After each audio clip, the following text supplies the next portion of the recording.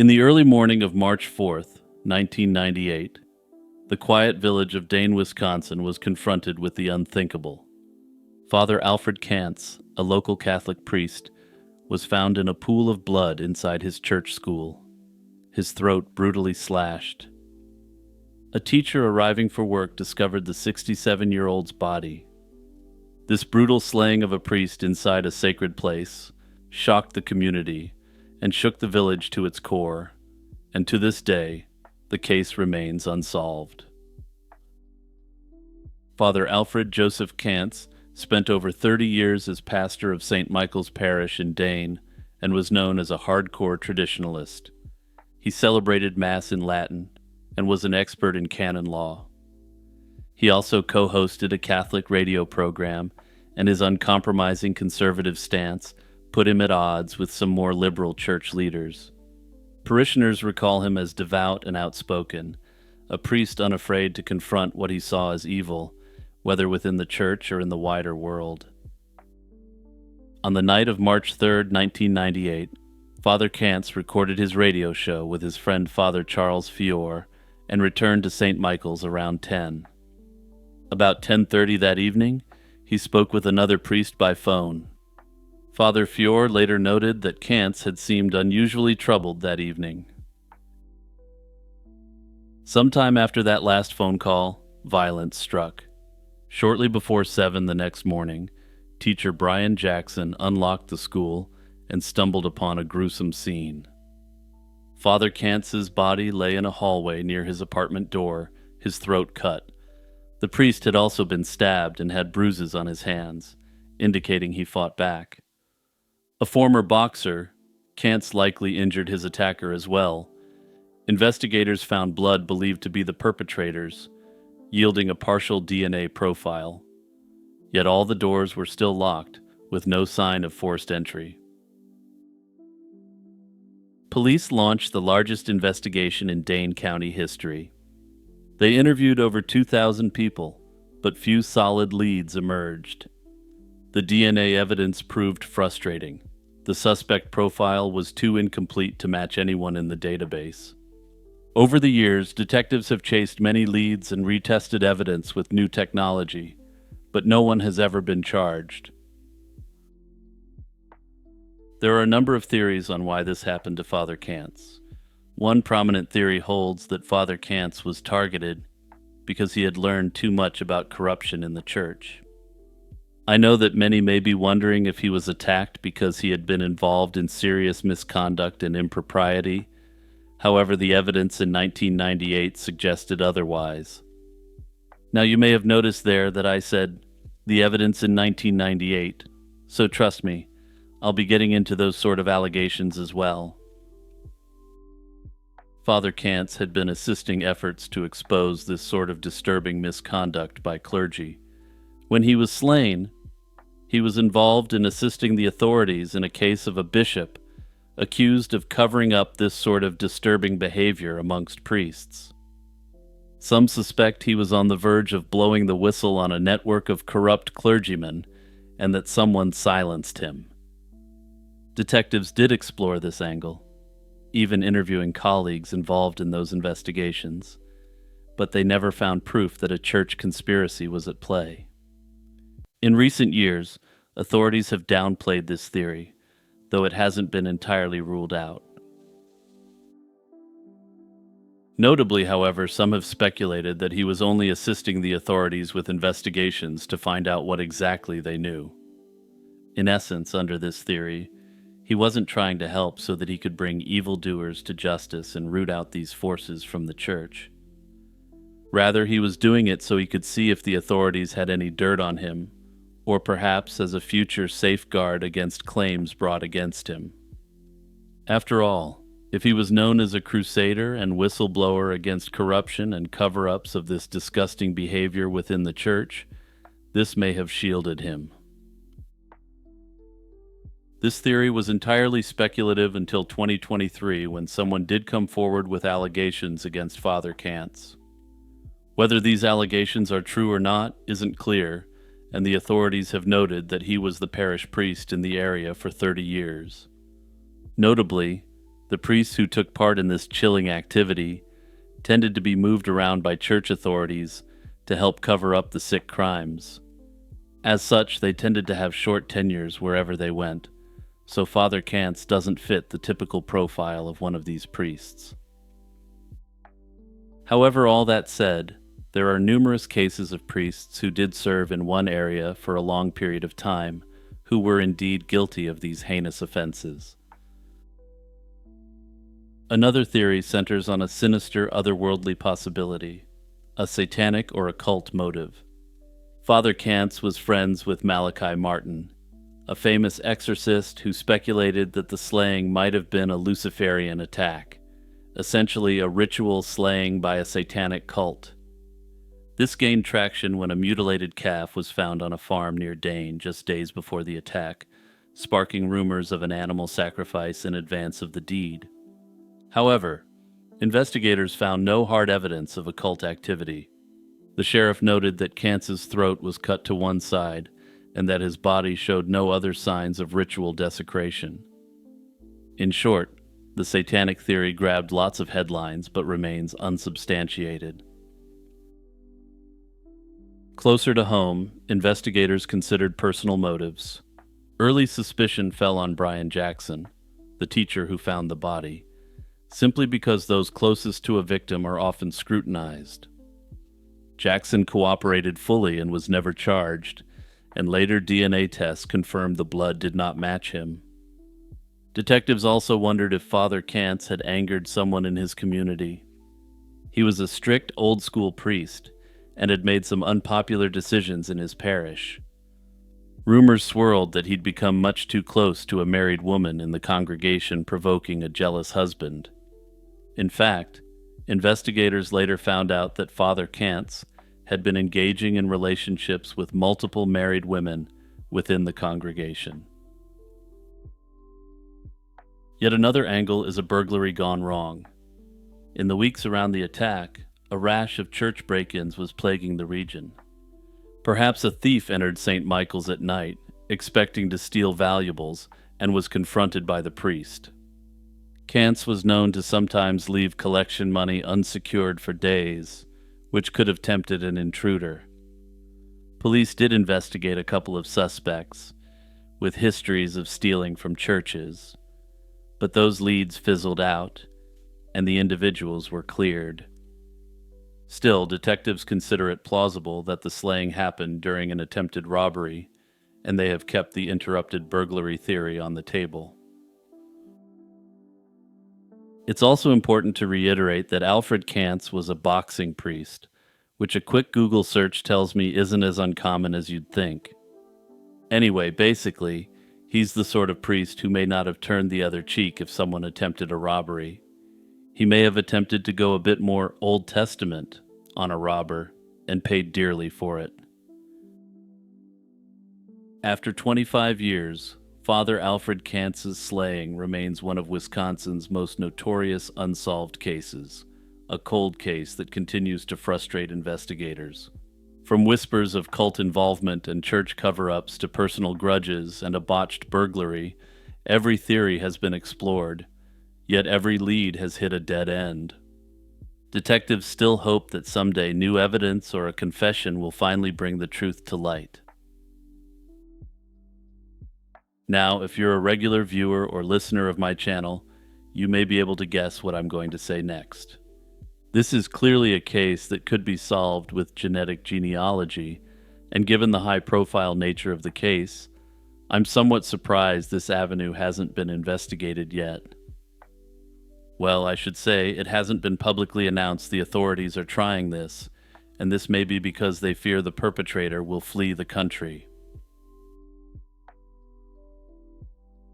In May 2016, 19-year-old Logan Schindelman sent a cryptic message to a friend saying he wasn't sure he would survive the week.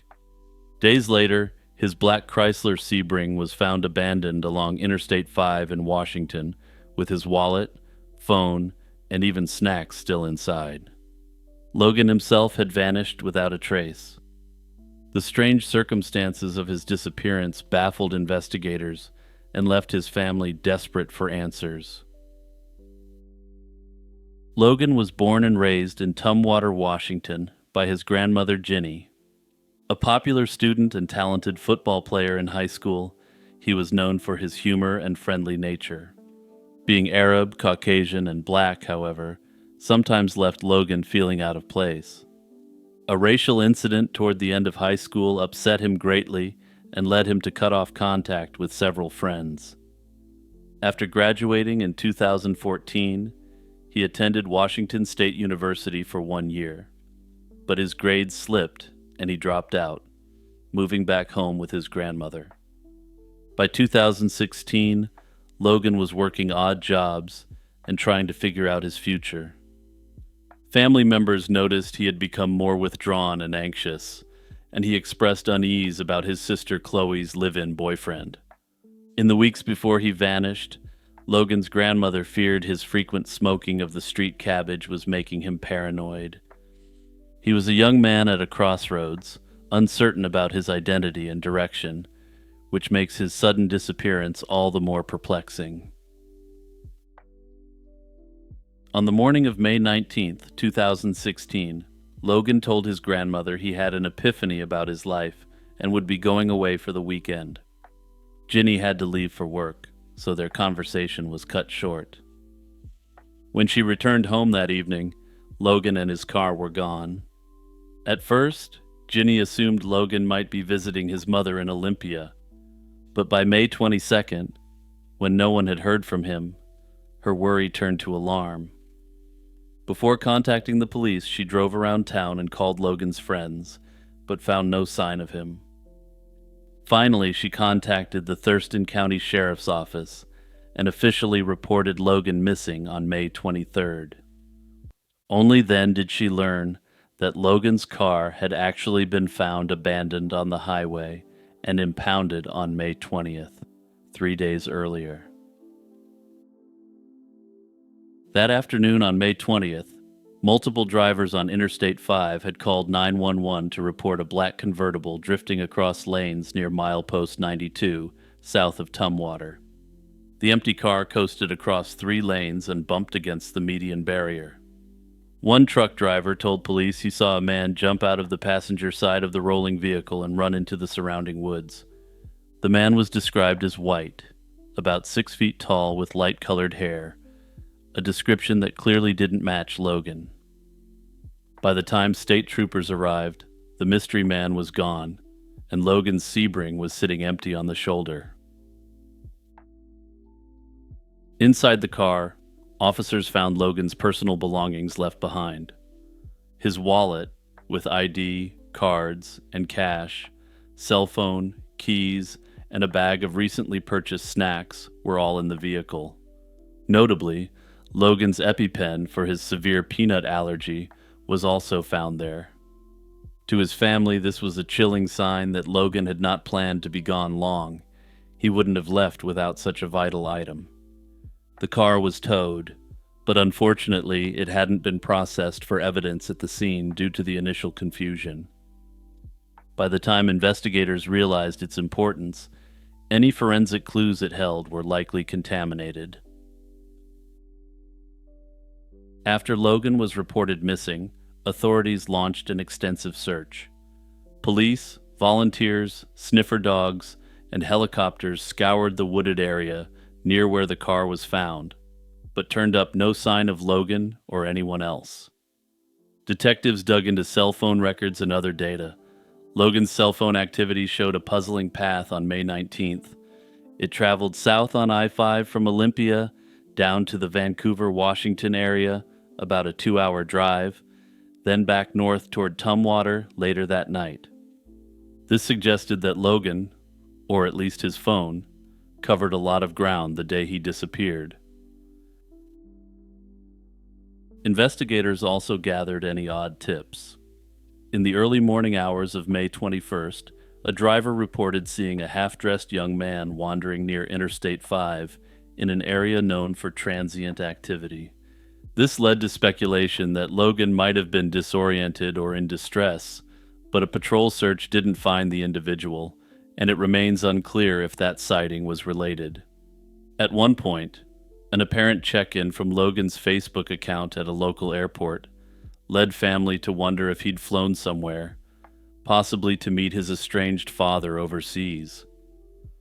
Logan's father was from Saudi Arabia and had never had any real involvement in his life, so some thought this epiphany he claimed could have been about dear old dad. However, this turned out to be a false alarm.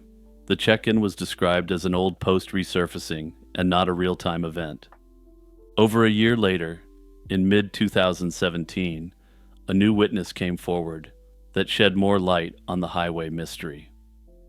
A woman recalled seeing Logan's car parked on the shoulder of I-5 on the morning of May 20th, and she claimed that a young black man was standing by the car with two white men.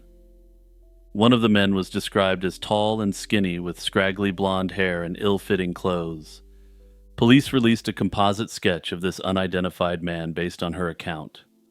Unfortunately, despite publicizing the sketch, the individuals she saw have never been identified.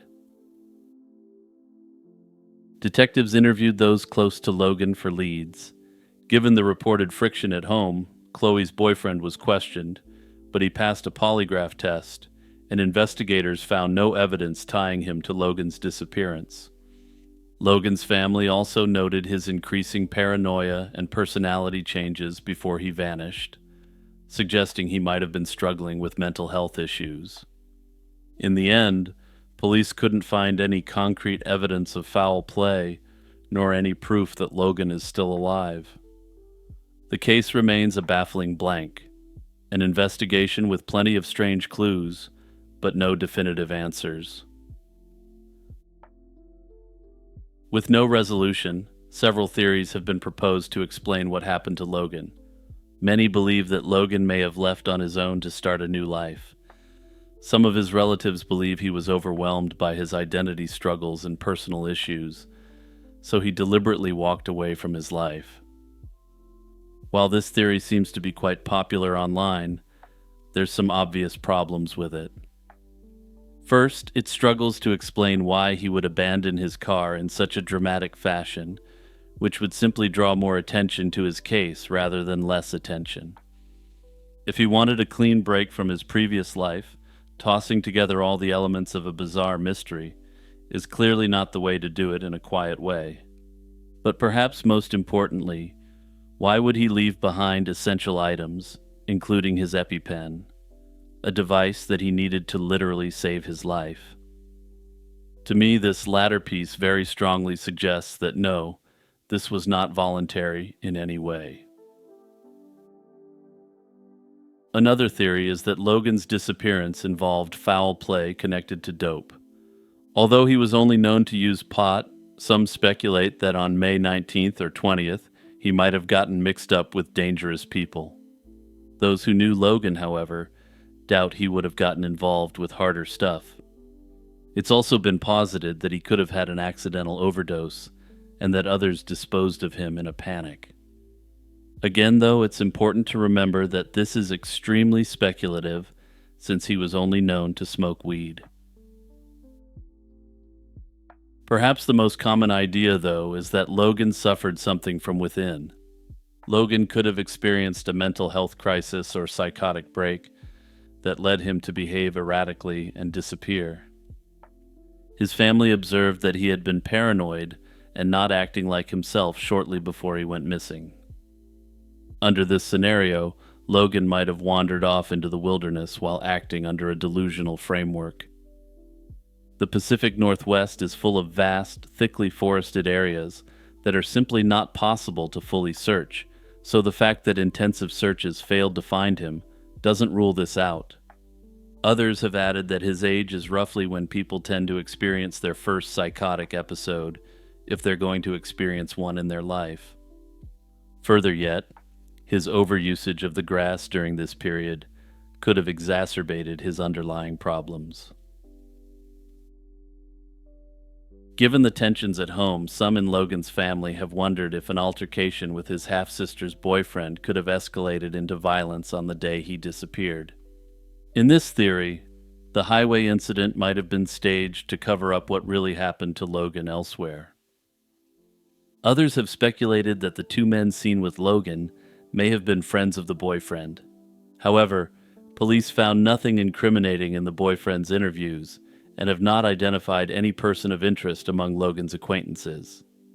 This remains simply a speculative allegation, and police consider him to be cleared. Nearly a decade later, the disappearance of Logan continues to remain a chilling, unsolved mystery. Hey everyone, it's Jimmy here with my usual reminder about clicking the like button and subscribing.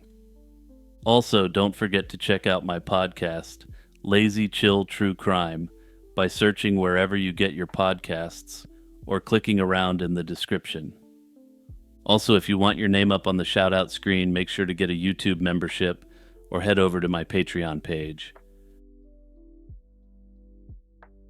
It began as a quiet day in a Barcelona suburb, the kind where children play in the shadow of a whimsical dinosaur statue.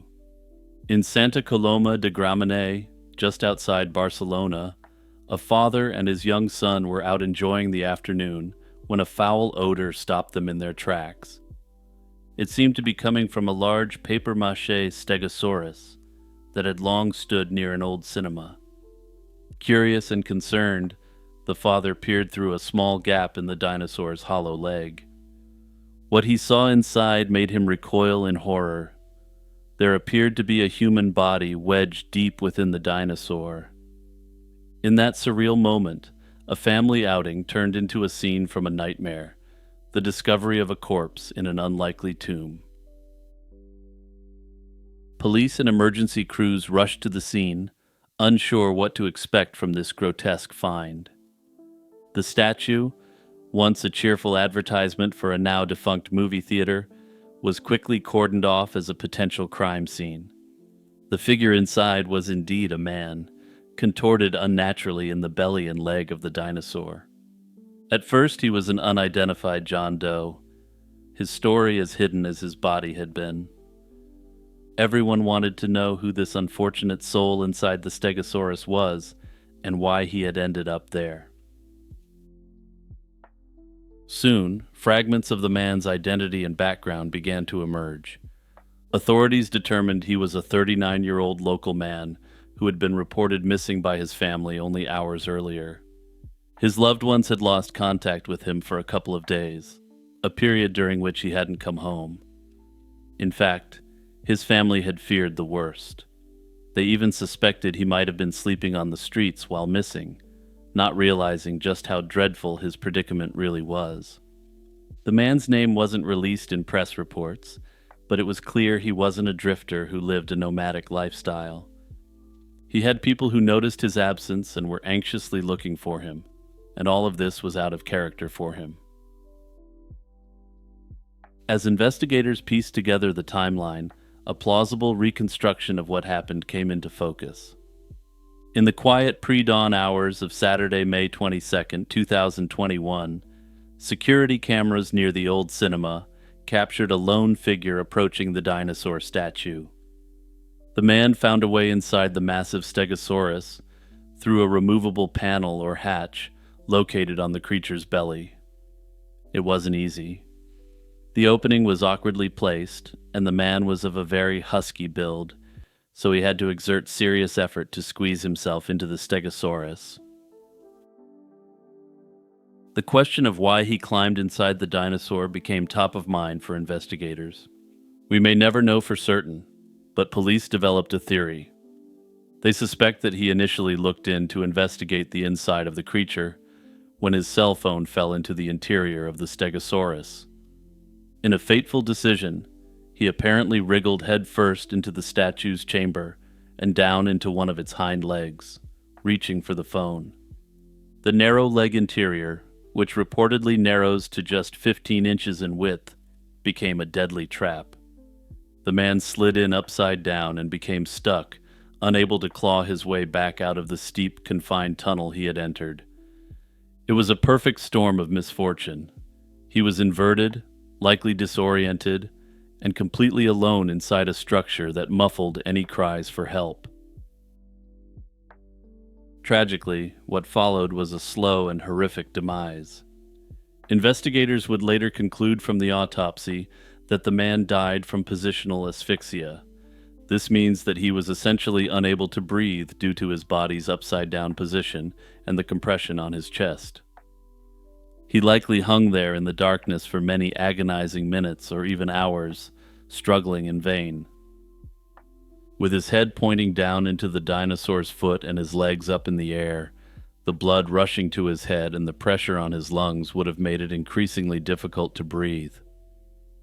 There are unconfirmed reports that he had used the phone he may have been attempting to retrieve and even attempted to call for help.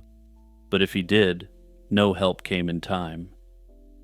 In the silence of that early morning, the man's life was slowly snuffed out inside a Stegosaurus leg, a fate as tragic as it is bizarre. It took a couple of days before the outside world discovered what had happened. By Saturday afternoon, the man's body had begun to decompose, producing the telltale odor that caught the attention of the father and son by the statue. The father's alarm brought police, and soon firefighters and ambulances converged at the statue, their flashing lights transforming the scene into a spectacle of blue and red. Responders realized they faced a unique challenge. The body was wedged deep in the dinosaur's hind limb, unreachable by normal means. Firefighters first attempted to extract the corpse by accessing the statue from the top or back. When their efforts failed, they resorted to power saws. In a dramatic operation, the crew sawed open the statue's leg, cutting through the papier-mâché and internal metal supports to create an opening. Onlookers watched in morbid fascination and dread as pieces of the dinosaur were pried away. Eventually, the firefighters carefully pulled the lifeless body from the Stegosaurus with the help of a crane, since the victim was reportedly large and difficult to move. The investigation that followed sought to answer the burning question: how exactly did this man end up inside the statue, and was anyone to blame? Police quickly announced that they found no signs of foul play or external trauma on the body. The aftermath of the incident saw a mix of shock, sorrow, and morbid fascination in both the local community and the wider public. Once the man's body was removed and the investigation concluded, the Stegosaurus statue itself was taken down and hauled away to a municipal warehouse. For some residents of Santa Coloma, the dinosaur had been a quirky landmark. Now it felt tainted by tragedy. Bouquets of flowers were left by mourners at the base of the statue's remains, a spontaneous memorial to a life lost in such a confounding manner. The story also leapt from local news to international headlines, captivating readers around the world who were astonished by the grisly discovery and its nearly cinematic strangeness. Social media buzzed with people asking, "How on earth does something like this happen?" It's the kind of story that sounds like an urban legend, a man trapped inside a dinosaur. Except this really occurred, in 2021, in a modern city park. With the case essentially solved as an accident, the mystery was laid to rest in the eyes of most. However, some have questioned whether the police theory that the man was attempting to fish out a phone was simply a way to close out the investigation. After all, this theory seems to be entirely based upon speculation and no hard evidence. It's been questioned whether the man was perhaps fleeing from someone, which is why he sought refuge inside the Stegosaurus. Since the case has been closed, the truth is unlikely to be known with any certainty.